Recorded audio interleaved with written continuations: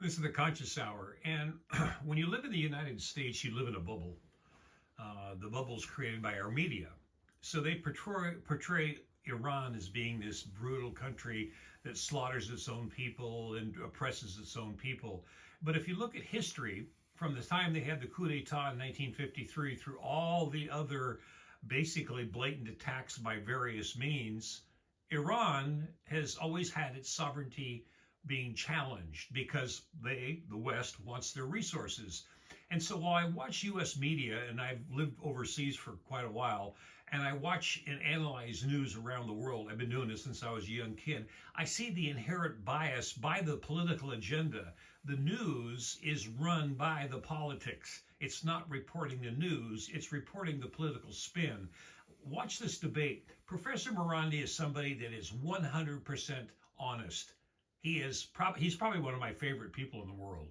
He has a heart of gold and he loves his country. And sure, every country has its problems, but the US magnifies and manufactures an illusion of who Iran is. But the big question is this: does the United States have the right to go in and invade a sovereign country? No. Does Israel have the right to go and invade a sovereign country? No. But we've done it all over the world, starting just for example, from Vietnam on. Every war was a war of aggression by the West. Let's get into this news coverage. And what I'm encouraging people to do is break away from your US media sources. Do not watch ABC, NBC, Fox News, or the left, right, whatever. Throw it away. Get rid of it. Go to YouTube and watch the news from around the world. And then all of a sudden, you're going to start hearing things where your brain goes, oh, that can't be true because I know that Jake Tapper said this, or I know that said this. And I'm telling you, just relax. Once you see that challenge in your brain, it's going to unlock you to maybe get to your rational mind.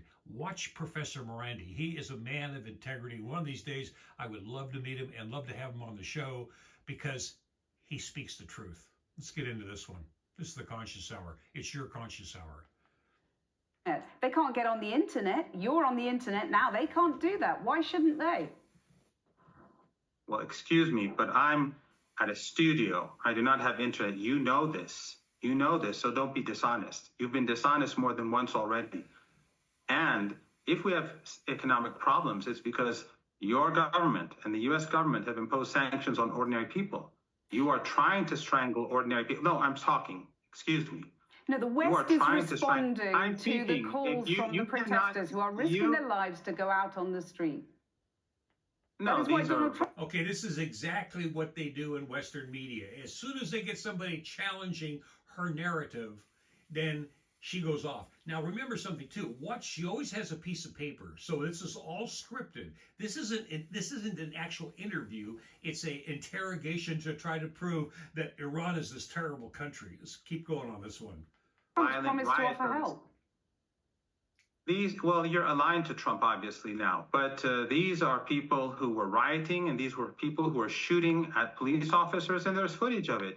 And that footage is online. And it's on the accounts of many people, and people can see it.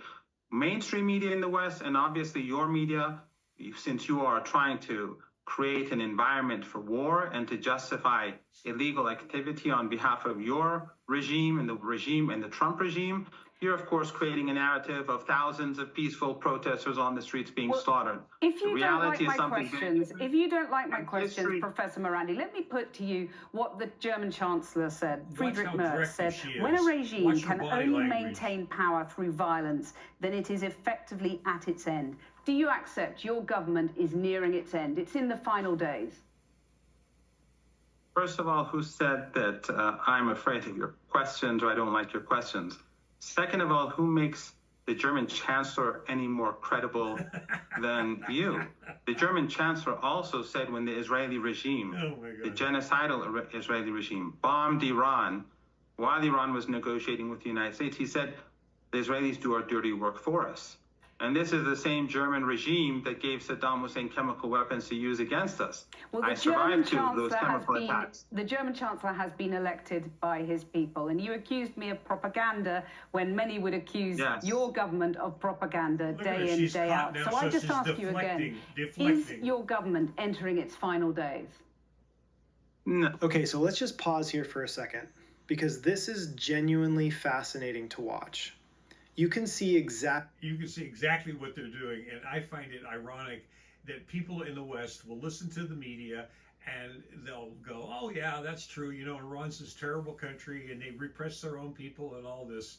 Excuse me, Iran has been around for 5,000 years. Okay, it's a country that's 3/4 the size of the United States, has a population between 93 and 97 million people.